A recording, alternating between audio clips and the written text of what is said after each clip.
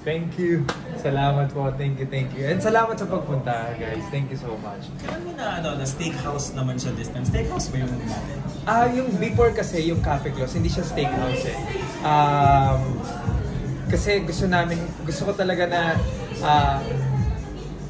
i-rebrand talaga yung Cafe Close at gusto namin na maging steakhouse siya.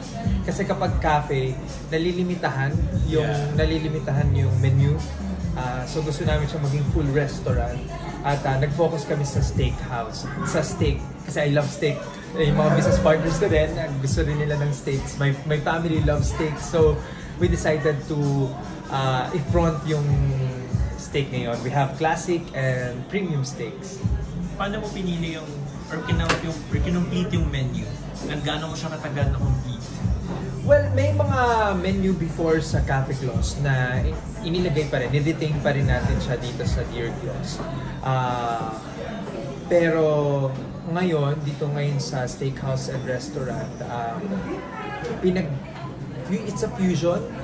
Pinagsama-sama namin yung Filipino food at pagkatapos meron din tayong Western food and then talagang front ng house ng Dear Close yung steaks natin na galing pa ng Australia.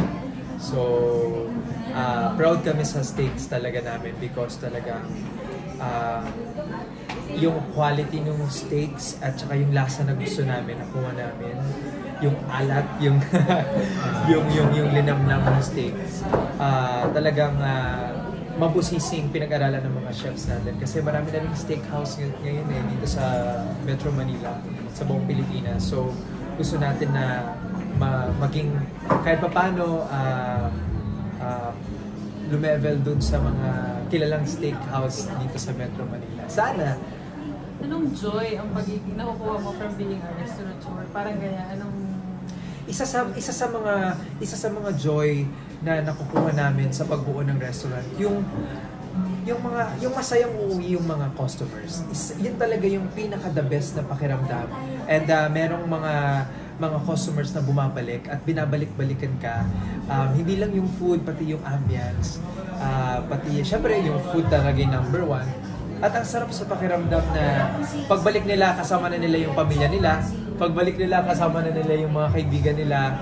At yun yung isa sa mga prize for me na sa pagbuo ng food business, yung marami ka napapasaya ng mga tao. And of course, yung mga customers nagiging kaibigan mo na rin.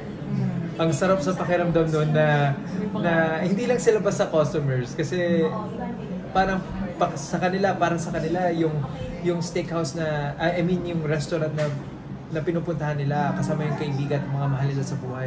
Parang naging second home nila. And din yung goal namin na maging second home to Dear Close. And kaya, yung itsura niya, talaga niretain namin yung homey feel. Pero sa hindi nakakaalam, bakit nga ba Close? Kung bakit Claus? Kasi because of Santa Claus. Dear, kasi gusto pa rin namin talagang ma-retain yung mapangalagaan yung Christmas. I love Christmas. My whole family loves Christmas. Yung mga business partners ko, sila Miss April, sila Miss Pauline.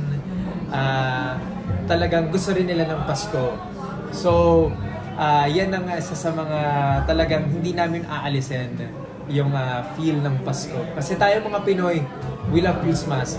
Parang kalahating taon tayo nagsa-celebrate ng Christmas from Vermont hanggang Feb pa nga parang Christmas pa din sa atin. So, Dito full year. Dito, one whole year Christmas. Ang dami niyang ginagawa ni April and Pauline. Meron din kayong pinoproduce ng movie. Yes po, pwede ba natin silang isama? Miss April, Miss Pauline, papakilala ko lang po kayo dito. Miss April. Ayan, speaking of Miss April and Miss Pauline, marami rin kayong mga pinoproduce na movie ngayon. Yes po. Can you tell us more? Well, isa sa mga na-produce namin yung White International Film. Unang-unang pinroduce namin yung pelikula ko ng Papa Mascot. Kung saan nanalo si Direk Louie Ignacio ng Best Director sa PAMAS. I'm so happy for him po. And yung pelikula namin ni Jillian Ward, yung shoot namin sa Taiwan. It's a love story. Isa yun sa naka-lineup. And ngayon, gagawa kami ng girl love story. Si Rian Ramos at saka si Glyza De Castro naman yung magtatambal dito sa pelikula na to. Ano yung update sa movie niya ni Jillian?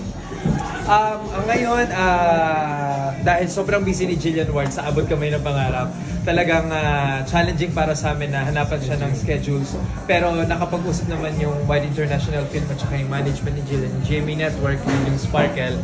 And this is also directed by Direk Louie Ignacio. Si Direk Louie pa rin yung mag-shoot nung aming pelikula sa Taiwan. So lilipat kami by, kung hindi ako nagkakamali, August kami mag-shoot na sa Taiwan. Medyo na-delay lang dapat nung 2 months ago pa, kaya lang hirap talaga kami humanap ng schedule. But this time, tuloy na. Solo production, wala kayong ka-co-prod dito sa yes po. Pero lagi naman nakasupport ang GMA7 sa amin. So talagang parang in a way, collab na rin talaga ng GMA Network at ng Wide International Film yung mga gagawin namin pelikula. And then yung kay Rian and Glyza. Yung kay Rian and kay Glyza, of course, isushoot din namin siya dito. Sana kung hindi ako nagkakamali, gusto talaga ng mga co-producers ko na i-shoot din ito sa ibang bansa. And pero kung mahirap din yung time ni Rian and ni Glyza na lumabas ng bansa, we can shoot here dito sa Pilipinas. Pero talagang naghahanap kami ng theme song para sa kanilang dalawa, kung ano ba yung bagay. Kasi mahalaga talaga sa amin yung theme song eh. So we're looking for some OPM songs na 90s.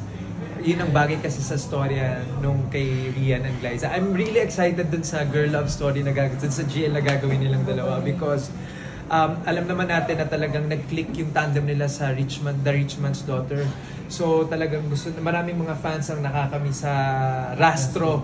So ginawa talaga namin itong pelikula nito. Wala kami ibang naisip na artista kundi sa kanilang dalawa talaga.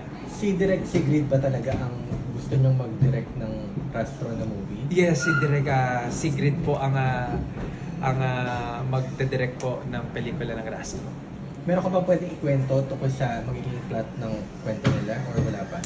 Hindi ko na po pwede magsalita kasi hanggang ngayon kasi on works pa po yung istorya. Pero may konsepto na istorya para sa kanilang dalawa. So, yun. Paano mo nagagawa yung work sa movies, sa Dear Close, May Abot Kamay ng Pangarap? Paano mo na Hindi ko na din alam kung paano ko. Hindi, maswerte ako, may pamilya ako na tumutulong talaga sa akin. Sa business, tapos pagdating naman sa trabaho, wala tayong magagawa dyan eh. Sa work, yung yung shootings at saka tapings talagang once na pumirma ng kontrata, hindi ka talaga pwedeng mag-no ng mga schedules na nakapinlat na sa amin ng management. So talagang kapag wala akong shootings and tapings, talagang nandito ako sa mga branches ng Dear Close. Minsan, tatakbo ako ng Bataan kasi may branch po tayo doon, or kaya Lipa, Batangas, Batangas City, then Siargao. So pag ganun, so kapag wala talagang shootings, tapings, binibisit ko yung mga branches. And then, minimake sure ko rin na meron akong time para sa pamilya ko. Aside from restaurants, meron ka rin gasoline stations. Gasoline stations, yes po. Yes. So, isa yun sa mga naging unang business ko po nung after the pandemic. So, yun. Grabe. Anong learning mo as a businessman? Parang kung meron kang guiding principle. Ang isa sa mga natutunan ko pagdating sa business, walang shortcut. Wala talaga pala. Kasi nung una, akala ko may shortcut eh. Wala talaga pala siyang shortcut. Kailangan mo pagdaan talaga yung hirap. At talagang may point na you feel so down. May point na talagang i-challenge ka ng tadhana pagdating sa business, financially, and yung mga taong nakapaligid sa'yo, talagang ayan yung mga hamon pagdating sa business talaga. Pero malalagpasan mo talaga yun. So ako sa mga gustong mag-business po dyan, ang isa sa mga kailangan nating tandaan, isaalang-alang is walang shortcut tong business. And isa pa sa mga natutunan ko sa business, kung ano yung passionate kang gawin at kung ano yung Rico, wait lang What? Jazems!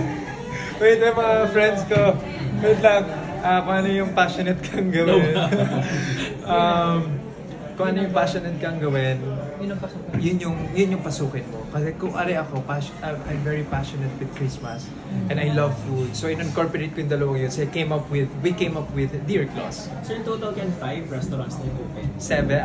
Ang open ngayon ay 2, pero magbubukas na next month yung 2 sa Batangas. Ay, yung 3. 3 pala meron tayo sa Batangas. And then, sunod-sunod na every month nag-open na tayo. Dear Sunod-sunod Claus din. na. Dear Claus lahat. Dear Claus. Pero ito lang yung steakhouse. Or steakhouse lahat? Lahat steakhouse. Pati yung sa Siargao Steakhouse din siya. Sa Siargao. Yes.